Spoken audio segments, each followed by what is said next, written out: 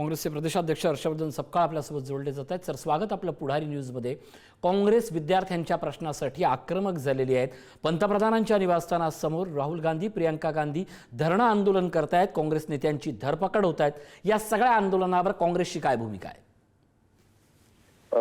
मागच्या अधिवेशनात या वेळेच्या नीट पेपर फुटीच्या आधीच राहुल गांधींनी संसदेला साथ घालत असताना, सरकारला साथ घालत असताना आणि सर्वजण आपण पक्षविरहित, पक्ष विरोधी पक्ष, सत्ताधारी पक्ष सर्व वगळून आपण नीटचे पेपर हे 70 वेळा फुटलेले आहेत।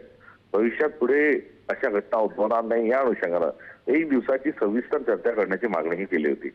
मात्र त्यांच्या या मागणीला कुठे कुचेने बघितलं गेलं, त्याची चेष्टा केली गेली आणि एकाच वेळेला पुन्हा हा पेपर फुटला। पेपर फुटल्यापासून काँग्रेस आक्रमक आहे। राज्यांमध्ये, जिल्ह्यांमध्ये या संदर्भातले आंदोलन, मशाल मोर्चे, कॅन्डल मार्च, धरणे, विद्यार्थ्यांच्या सोबत संवाद ही प्रक्रिया काँग्रेसची पहिल्या दिवशीपासून सुरू केलेली आहे। एवढंच नाही तर कोटा आणि डेहराडून या 2 ठिकाणी खातर की गुळी या नावाच्या अंतर्गत राहुल यांनी एकंदरीत समस्या, त्या समस्येतले चोर आणि त्याचं समाधान या संदर्भामध्ये विद्यार्थ्यांशी देखील संवाद हा साधलेला होता। आणि या सर्व पार्श्वभूमीवर हा मुद्दा आम्ही अजिबात सोडणार नाही हे पहिल्या दिवशीपासून राहुलजी आणि काँग्रेस पक्ष सांगत आहे। आणि संसदेमध्ये आम्ही या संदर्भात आवाज उठवून, संसदेमध्ये आम्ही या संदर्भात चर्चा करून ही भूमिका काँग्रेसची होती। आपण बघताय की कालपासून अधिवेशन सुरू झालेलं आहे, मात्र कुठल्याही प्रकारचं सरकार काही ऐकायला तयार नाही। लोकसभेचे अध्यक्ष जे आहेत हे मुके बहिरे आणि आंधळे झालेले आहेत, त्याच्याकडून कुठल्या प्रकारची साथ नाही। आणि आता संसदेत जर चर्चा होत नसेल तर सत्याग्रहाच्या शिवाय दुसरा कुठलाही पर्याय आपल्यासमोर नाही। देशाला स्वातंत्र्य मिळवून देत असताना सत्याग्रहाच्याच मार्गावरून हा देश स्वतंत्र झालाय आणि आता पुन्हा दुसरं स्वातंत्र्य हुकुमशाही, तानाशाहीच्या मोदी राजवटीच्या अनुषंगाने मिळवणं आवश्यक आहे। तरीता राहुलजी, प्रियंकाजी, खरगे साहेब हे पंतप्रधानांच्या घरापुढे यासाठी बसले की संसदेत जर चर्चा होत नसेल तर आता काय करावं, हा त्यांचा सत्याग्रहाचा एक प्रामाणिक प्रयत्न आहे। आणि जोपर्यंत न्याय मिळत नाही तोपर्यंत हा विषय काँग्रेस कुठल्याही पद्धतीने सोडणार नाही। आगामी काळात हे आंदोलन महाराष्ट्रात, देशात तीव्र केलं जाईल हे देखील या निमित्तानं आपल्याला या निमित्तानं आणखीन एक महत्त्वाचा प्रश्न महाराष्ट्राच्या दृष्टीनं अत्यंत आवश्यक आहे। महाराष्ट्रातले एक नेते जबाबदार पद्धतीनं विधान करतायत की या सगळ्या घोटाळ्याची केंद्र सरकार चौकशी करते, पण राजीनाम्याची मागणी करणारे आंदोलक हे आतंकवादी आहेत। या संपूर्ण आंदोलनाला एका आतंकवादी या शब्दाशी जोडलं जातंय। महाराष्ट्रातल्या नेत्यांकडनं आपली प्रतिक्रिया? हा त्यांचा जुना खेळ आहे। सदाभाऊ ते त्या पक्षाशी जाऊन आता ते पण त्यांच्यासारखे सगळे झालेले आहेत। एकेकाळी शेतकऱ्यांच्या व्यथा या मांडण्याकरता प्रसंगी कुठल्याही पातळीवर जाऊन काम करणारे सदाभाऊ आता हे भारतीय जनता पक्षाचीच भाषा आहे कुठेतरी बोलायला लागले। आणि भारतीय जनता पक्षाजवळ हिंदू, मुस्लिम, भारत, पाकिस्तान, आतंकवादी हे बोलल्याशिवाय दुसरं कुठलेही त्यांच्याजवळ बोलण्याकरता काहीही नाही। त्यामुळे पाकिस्तान, हिंदू, मुसलमान, आतंकवादी हे शब्द वगळता भारतीय जनता पक्षाचा कोणताच माणूस ही चांगली चर्चा करू शकत नाही। आणि त्याचाच किस्सा हा सदाभाऊच्या अनुषंगाने या ठिकाणी केला जातोय। खरा दहशतवादी, पहिला दहशतवादी भारतातला जो झाला हा नथुराम गोडसे झाला।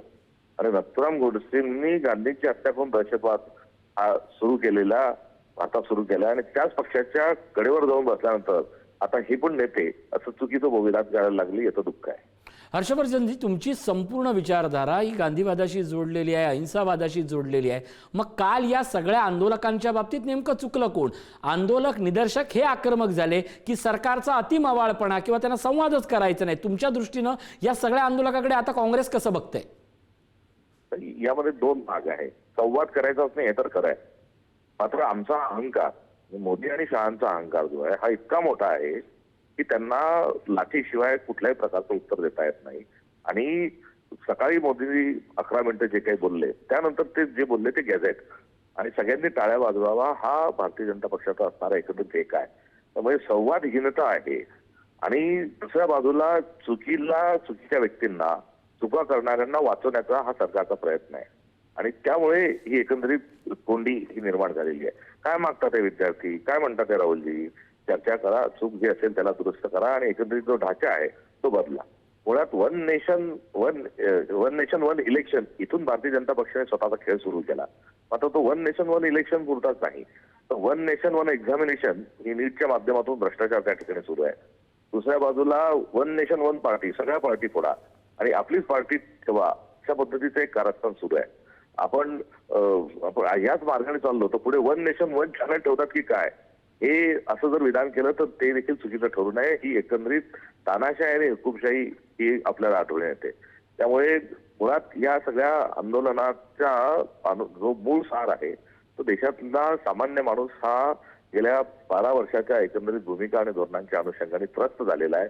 शेतकऱ्याला उत्पन्न नाही, तरुणांना रोजगार नाही, परीक्षा आहेत, पेपरफुटी आहे, डिग्री आहे, रोजगार नाही, अशी देशामध्ये जी एक तरुणाईची आणि संधींची कोंडी झाली आहे, त्या निमित्तानं आता हा असंतोष उफळून येत आहे.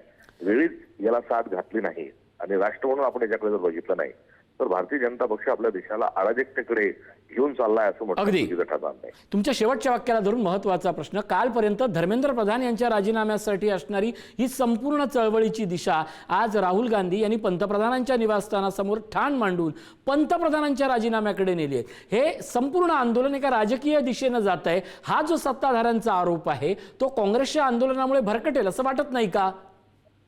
प्यादा जो आहे, धर्मेंद्र प्रधान हा प्यादा आहे. ही सर्व व्यवस्था जी आहे आपल्या देशामध्ये दोनच माणसं देशाचा पूर्ण कारभार चालवतात आहे. भारतीय जनता पक्ष 2 चालवतात आहे, केंद्र सरकार 2 चालवत आहे. एवढंच काय, महाराष्ट्रामध्ये देवेंद्र फडणवीसांना शॅडो मुख्यमंत्री मला म्हणू द्या आणि महाराष्ट्रात कोणतं मंत्रिमंडळ कोणाला द्यायचं हे देखील अमित शहा ठरवतात, कोणाला उपमुख्यमंत्री करायचं हे देखील अमित शहा ठरवतात. महाराष्ट्रातल्या 3 पक्षातली धुसफूस आहेत त्या संदर्भामध्ये निर्णय घेण्याकरता एक मुख्यमंत्री आणि 2 उपमुख्यमंत्र्यांनाही अमित शहा यांच्याकडे जावं लागतंय. त्यामुळे करता करविते जे आहेत ते पंतप्रधान नरेंद्र मोदी आहेत. मग ते चंपतराय विषय असो का पेपरफुटी विषय असो, सरकार सर्व पातळीवर फेल ठरलेलं आहे. प्रातिनिधिक स्वरूपामध्ये गांभीर्य सरकारने घेण्याच्या अनुषंगानं धर्मेंद्र प्रधान यांची मागणी होत होती. मात्र मूळ जे कल्प्रिट ज्याला म्हणू द्या, ती सर्व जी व्यवस्थेचे चौपट करणारा जो चौपट राजा आहे तो राजा दुसरा कोणी असो नरेंद्र मोदी आहे आणि त्यांच्या राजाच्याच अनुषंगानं सिरियस एफर्ट होऊ शकतात. अगदी मविया म्हणून काल संपूर्ण राज्यभर एक निदर्शनं पाहायला मिळाली. आज काँग्रेस थेट या लढाईत उतरले आहेत. राज्यभर हे संपूर्ण आंदोलन पुढे कसं नेणार आहात? राहुल गांधींनी नीट पेपर फुटल्याच्या दिवसापासून हा प्रश्न लावून धरला. तर दुसऱ्या बाजूला आपण बघताय की गेल्या अनेक वर्षांपासून काँग्रेस पक्ष याच्या सर्व मुद्द्यांच्या अनुषंगानं लोकशाहीच्या आणि विकेंद्रीकरणाच्या अनुषंगाने लढती आहे. सुप्रीम कोर्टाच्या जजनी एक केलेल्या विधानाच्या अनुषंगानं कुठेतरी काँग्रेस जनता पार्टी ही देखील निर्माण झाली आणि त्या आधीपासून राहुल गांधींची भूमिका होती. आणि देशभरामध्ये आम्ही आंदोलन केले, धरणे केले, कॅन्डल मार्च काढले, मशाल मोर्चे काढले, विद्यार्थ्यांशी व्यापक स्वरूपाचा संवाद हा देखील केला. मोठ्या प्रमाणावर कोटा आणि डेहराडूनची राहुलजींची भाषणं ही तरुणांनी बघितली. आम्ही देखील त्यांना एकत्रित करून दाखवली, त्यांच्याशी एक चर्चा केली. आणि पुढे देखील हा प्रश्न जोपर्यंत आम्ही मार्गी लावत नाही, अनुषंगिक प्रश्न मार्गी लावत नाही, तोपर्यंत आम्ही स्वस्थ बसणार नाही. ही आमची असणारी कमिटमेंट देशवासियांना आहे.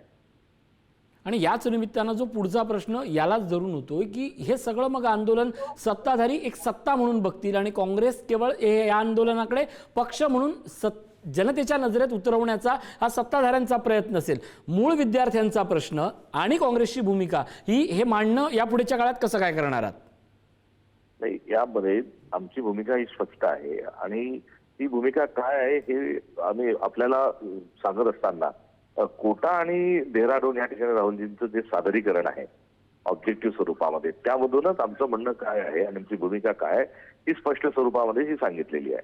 मागणी आणि पुरवठा याचा हा खेळ नाही, तर हा तरुणाईला देशामधल्या रोजगाराच्या अनुषंगाने सामावून घेतलं पाहिजे, हा रोडमॅप काँग्रेसचा आहे. त्यामुळे राजकारण आपण हा निवडणुकीच्या अनुषंगाने नाही, आमचा जो समाधान पण आहे, जी समस्या आहे त्याचे कारण पण आहेत, चोरी कोणी केली आहे ते देखील स्पष्ट होत आहे. काँग्रेस याला राष्ट्र म्हणून या समस्येकडे पाहत आहे आणि राष्ट्र म्हणूनच या समस्येकडे आपल्याला सगळ्यांना बघितलं पाहिजे. निवडणुका ज्या आहे यांना अजून विलंब आहे, 2029ला निवडणूक आहे आणि त्या निवडणुकीत त्यावेळेस ज्याचं काय मूल्यांकन होईल तो तेव्हाचा विषय. मात्र तुर्तास अगदी व्यवस्था जी आहे तिचा परिवर्तनाच्या अनुषंगानं काँग्रेस कटिबद्ध आहे. अगदी एक महत्वाचा आणखीन प्रश्न की या सगळ्याच्या निमित्तानं जे तुमचं शेवटचं वाक्य आहे की 2029ला फार विलंब आहे, पण आता सरकार म्हणून ठाम असणारं भाजप या सगळ्या लढ्याला उत्तर देईल का? कारण धर्मेंद्र प्रधानांच्या राजीनाम्यावरनं सुरू झालेलं जंतर मंतरवरचं एक आंदोलन 20 दिवस लांबलं जातं, काल एका उद्रेकापर्यंत पोहोचतं आणि आज उद्रेकानंतर राष्ट्रीय स्तरावरच्या नेत्यांच्या या सगळ्या आवाजाचं बनतं. भारतीय जनता पक्ष सत्ता म्हणून याला उत्तर देईल असं तुम्हाला वैयक्तिक वाटतं का? अजिबात सत्ता म्हणून देणार नाही. त्यांच्या पायाखालची जमीन जी आहे वाळू सरकलेली आहे, त्यामुळे ते राजीनामा देऊ शकतात. मात्र मला आपल्याला एप्स्टीन फाईलच्या अनुषंगानं भारतीय जनता पक्षाची मोठं ऑपरेंडी काय ही आपल्या निदर्शनात अत्यंत विनम्रतेने आणून द्यायची. एप्स्टीन फाईलनी जगामध्येच एक भूकंप आणला आणि विविध जगातल्या वेगवेगळ्या देशांच्या मंत्र्यांनी ज्यांचे ज्यांचे नावं आहेत, ज्याच्या ते उद्योगपती असतील, मंत्री असतील, विरोधी पक्ष असतील, सर्वांनी एकतर देशवासियांची माफी मागितली किंवा राजीनामे दिले. काही देशांमध्ये तर गुन्हे देखील त्यांच्यावर दाखल झाले. अगदी थेट लंडनच्या राजघराण्यातील व्यक्तीवर गुन्हे दाखल करेपर्यंत एप्स्टीन प्रकरण गेलं होतं. त्या एप्स्टीन फाईलमध्ये हरदीप पुरी यांचं नाव आहे. त्या हरदीप पुरींवर कुठल्याही प्रकारची कारवाई झाली नाही.